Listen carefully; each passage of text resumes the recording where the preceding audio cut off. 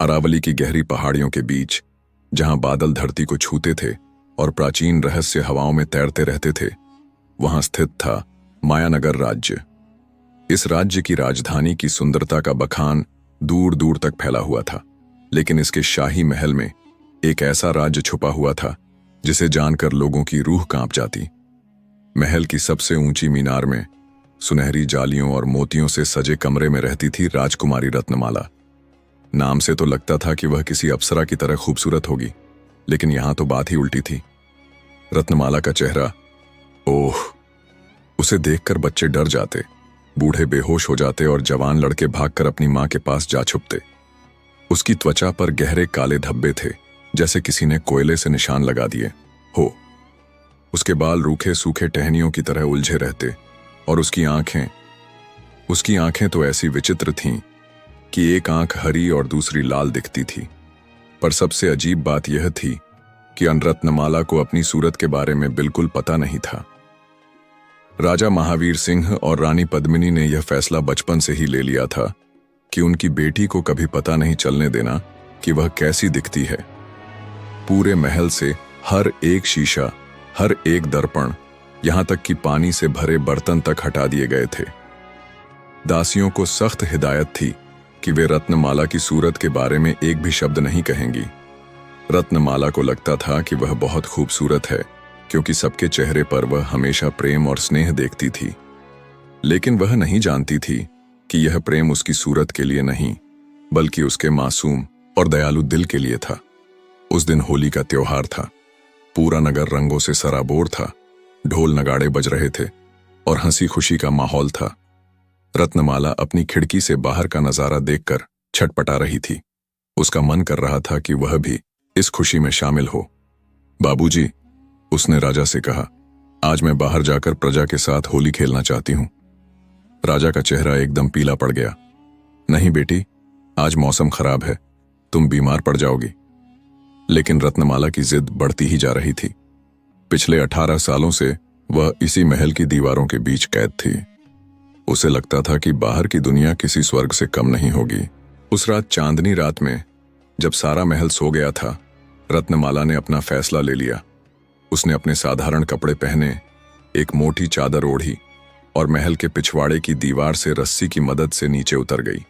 पहली बार उसने अपने पैरों को मिट्टी पर रखा। पहली बार उसने खुली हवा में सांस ली। पहली बार उसने आजादी का एहसास किया।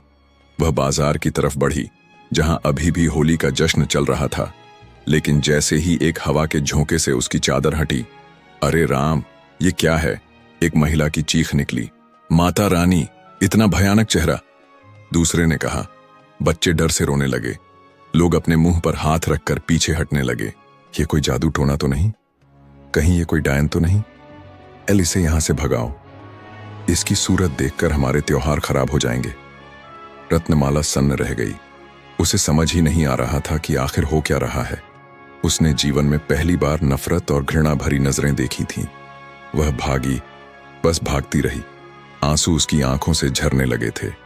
उसे यकीन ही नहीं हो रहा था कि यही वो दुनिया है जिसके बारे में उसने इतने सुंदर सपने देखे थे। रोते रोते रत्नमाला एक प्राचीन शिव मंदिर के सामने पहुंची। मंदिर का माहौल शांत और पवित्र था। वहीं एक पुराने पीपल के पेड़ के नीचे एक रहस्यमयी साधु बैठा था। उसकी आंखें बंद थीं, लेकिन जैसे ही रत्नमाला रोती हुई आई, साधु की आंखें खुल गईं। आ गई बेटी, साधु ने कहा, जैसे वह पहले से ही जानता हो कि वह आने वाली है। रत्नमाला हैरान रह गई। आप मुझे जानते हैं? साधु मुस्कुराया। उसके चेहरे पर एक अजीब सा तेज था। मैं बहुत कुछ जानता हूं, राजकुमारी रत्नमाला। मैं जानता हूं कि तुम आज पहली बार अपनी असली सूरत देखकर टूट गई हो। रत्नमाला की सांस रुक गई। क्या मैं वाकई इतनी भयानक हूं? भयानक? साधु हंसा। अरे नहीं बेटी, तुम तो बस एक श्राप की शिकार हो। श्राप? रत्नमाला आगे बढ़ी।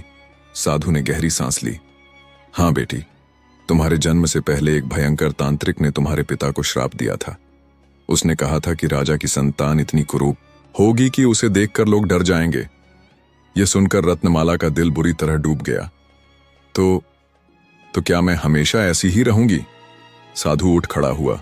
उसकी आंखों में एक चमक थी। नहीं बेटी, हर श्राप का इलाज होता है। तुम्हारे श्राप का इलाज भी है। क्या क्या इलाज है?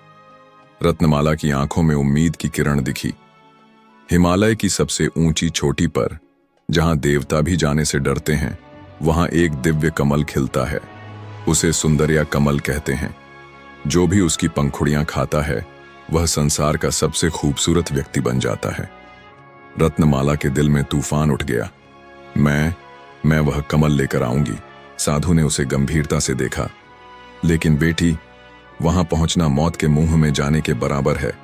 रास्ते में भयंकर राक्षस हैं, जादुई जाल हैं और न जाने क्या क्या खतरे हैं। अब तक हजारों लोग गए हैं, लेकिन कोई वापस नहीं आया। मुझे परवाह नहीं। रत्नमाला का स्वर दृढ़ था। मैं इस कुरूपता के साथ एक दिन भी नहीं जी सकती। अगर मरना ही है तो कम से कम कोशिश करके मरूंगी। साधु ने एक अजीब सी मुस्कान के साथ कहा, ठीक है, लेकिन यह यात्रा अकेले नहीं की जा सकती। तुम्हें एक साथी की जरूरत होगी। अगली सुबह साधु रत्नमाला को एक युवा लड़के के पास ले गया। लड़के का नाम वीरेंद्र मार था। वह करीब 22-23 साल का था। लंबा चौड़ा, मजबूत बनावट और उसकी आंखों में एक अजीब सा दुख छुपा हुआ था। यह वीरेंद्र है, साधु ने कहा। यह भी उसी सुंदरिया कमल की तलाश में है। तुम क्यों चाहते हो वह कमल? रत्नमाला ने पूछा। वीरेंद्र ने अपनी आंखें नीची कर लीं। मेरी प्रेमिका सुधा को भी एक तांत्रिक ने श्राप दिया है। वह दिन ब दिन कुरूप होती जा रही है। अगर 1 महीने के अंदर वह सुंदरिया कमल नहीं खाएगी तो वह मर जाएगी। रत्नमाला का दिल द्रवित हो गया। तो फिर हम दोनों साथ चलेंगे, साथ मिलकर वह कमल लेकर आएंगे।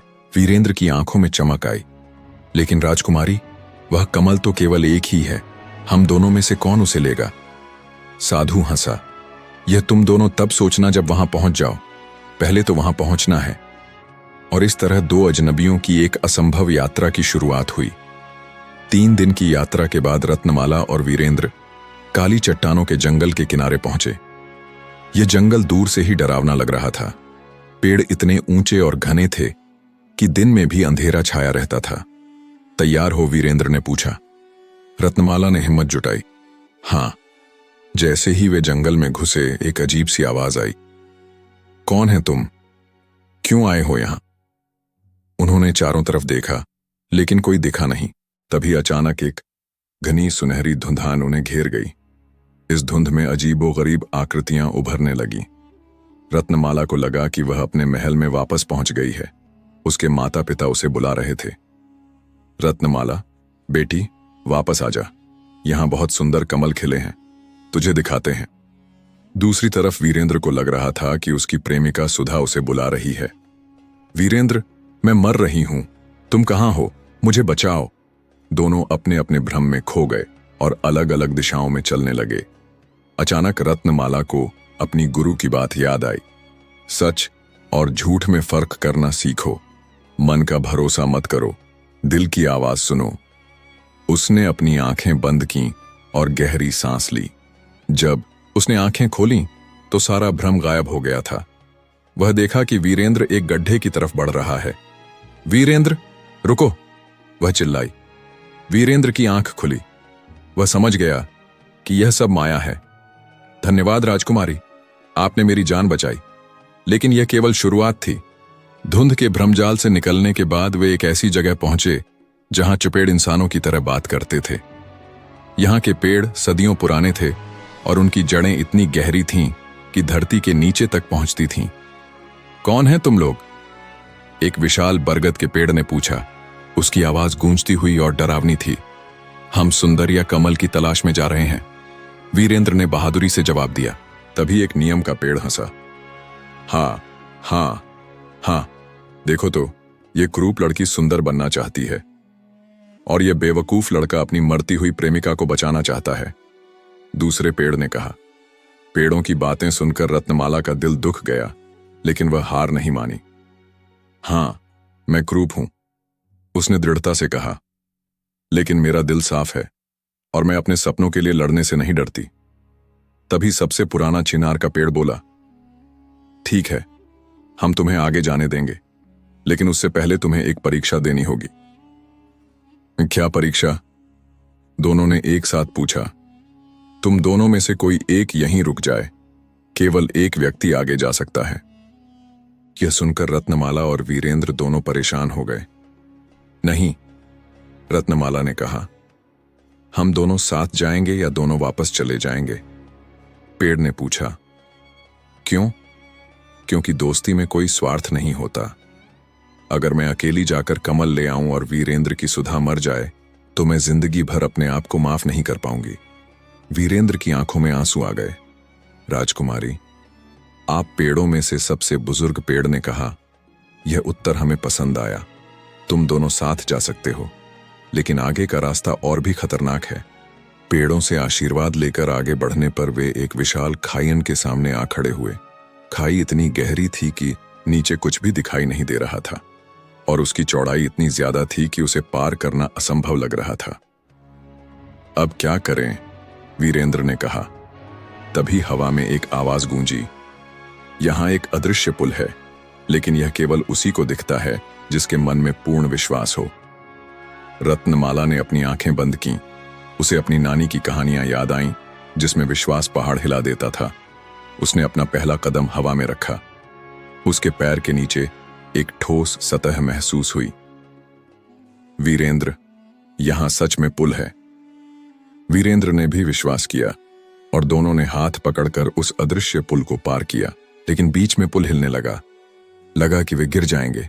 डरो मत, विश्वास रखो, रत्नमाला ने कहा, और वाकई उनका विश्वास काम आया। वे सुरक्षित दूसरी तरफ पहुंच गए। खाई पार करने के बाद वे एक अजीब सी जगह पहुंचे। यहां चारों तरफ सुनहरे फूल खिले हुए थे, मधुर संगीत बज रहा था और एक खूबसूरत महल दिख रहा था। महल से एक अति सुंदर महिला निकली।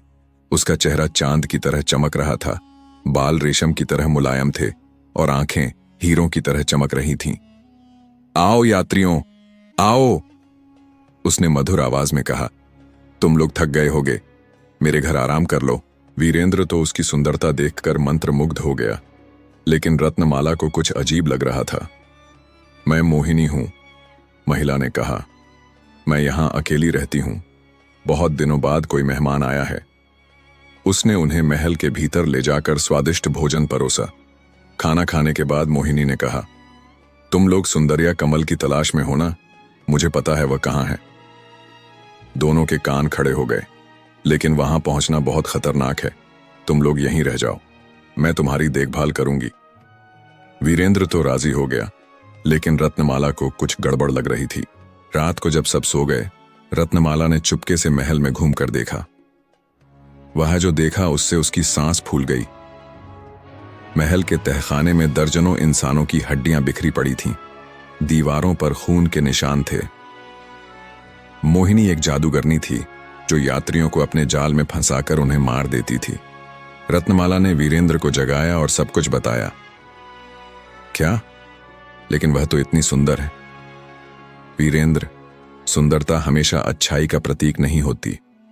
तभी मोहिनी हंसती हुई सामने आई, लेकिन अब उसका असली रूप दिख रहा था। वह एक भयानक चुड़ैल थी जिसके लंबे नाखून थे, आंखें लाल थीं और मुंह से आग निकल रही थी। वाह, तुम्हें पता चल गया। वह हंसी। अब तुम दोनों मरने के लिए तैयार हो जाओ। उसने अपना जादुई त्रिशूल निकाला और उन पर हमला कर दिया। वीरेंद्र ने अपनी तलवार निकालकर उसका मुकाबला किया, लेकिन वह बहुत ताकतवर थी। तभी रत्नमाला को कुछ याद आया। साधु ने कहा था, सच्चा प्रेम और करुणा किसी भी जादू से ज्यादा ताकतवर होती है। रत्नमाला ने मोहिनी से कहा, रुको, तुम इतनी क्रूर क्यों हो? तुम्हारे दिल में इतनी नफरत क्यों है? मोहिनी का हाथ रुक गया। क्या कहा तुमने? मैं जानना चाहती हूं कि तुम ऐसी क्यों बन गई। मोहिनी की आंखों में आंसू आ गए। सदियों पहले मैं भी तुम्हारी तरह एक राजकुमारी थी, लेकिन मेरे प्रेमी ने धोखा दिया। उसने मुझे छोड़कर दूसरी से शादी कर ली क्योंकि वह मुझसे ज्यादा सुंदर थी। उस दिन से मैंने प्रेम और सुंदरता से नफरत करने लगी। रत्नमाला का दिल भर आया। लेकिन इसका मतलब यह नहीं कि तुम निर्दोष लोगों को मारो। उस एक व्यक्ति की गलती की सजा पूरी दुनिया को क्यों दो? मोहिनी रोने लगी। उसके आंसुओं से उसके चारों तरफ की बुराई धुलने लगी। तुम सही कह रही हो। मैंने कितने निर्दोष लोगों की जान ली है। तभी एक चमत्कार हुआ। मोहिनी का भयानक रूप गायब हो गया और वह फिर से एक सुंदर महिला बन गई। मैं तुम्हारी मदद करूंगी, उसने कहा। मैं तुम्हें बताऊंगी कि सुंदरिया कमल कहाँ है। मोहिनी ने बताया कि सुंदरिया कमल कैलाश पर्वत की सबसे ऊंची छोटी वन पर खिलता है, जहां भगवान शिव का निवास है। लेकिन वहां पहुंचना आसान नहीं है, मोहिनी ने चेतावनी दी। रास्ते में 3 प्राणघातक परीक्षाएं हैं।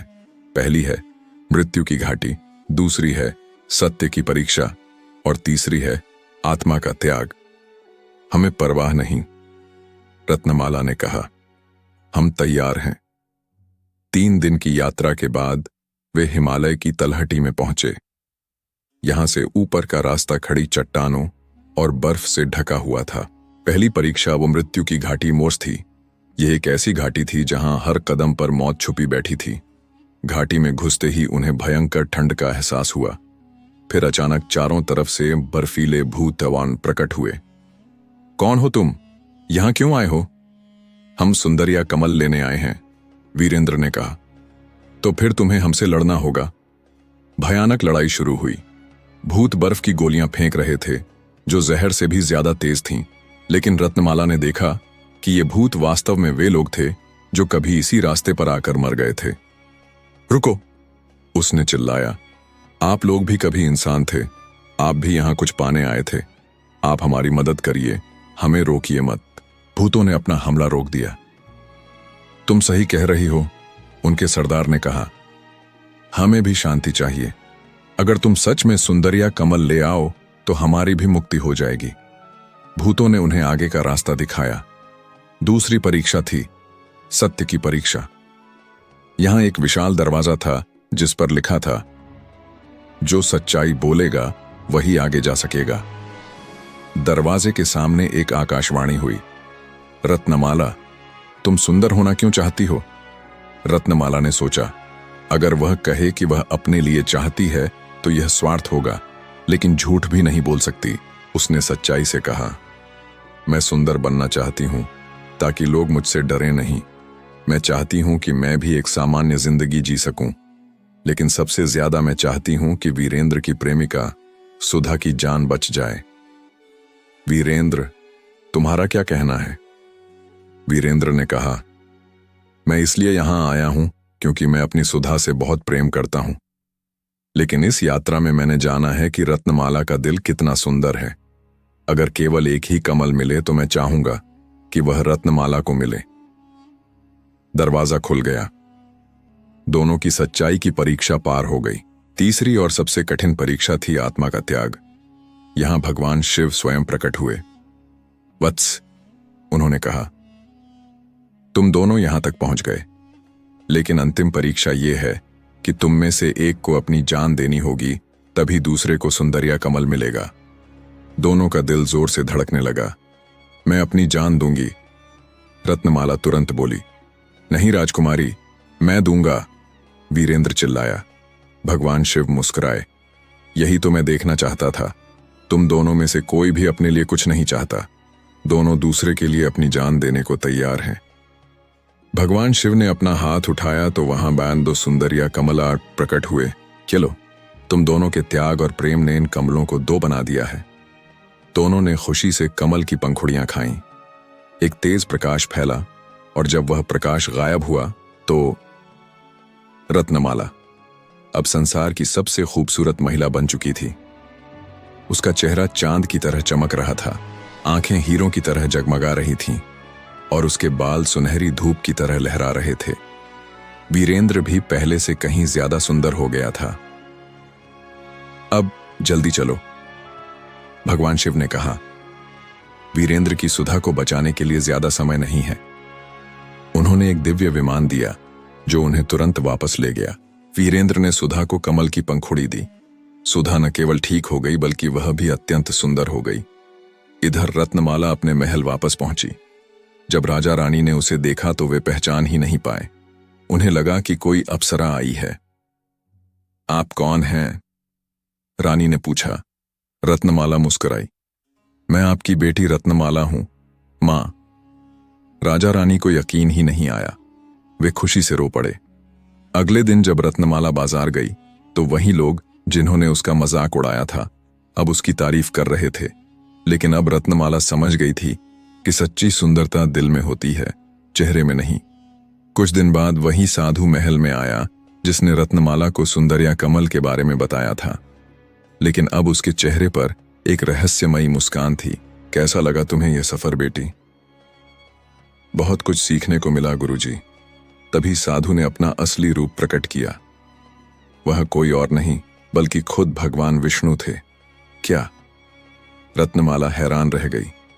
हाँ बेटी, तुम्हारे पिता ने मुझसे प्रार्थना की थी कि तुम्हें सच्चाई का ज्ञान मिले। तुम्हारे ऊपर कोई श्राप नहीं था, यह सब एक परीक्षा थी। परीक्षा?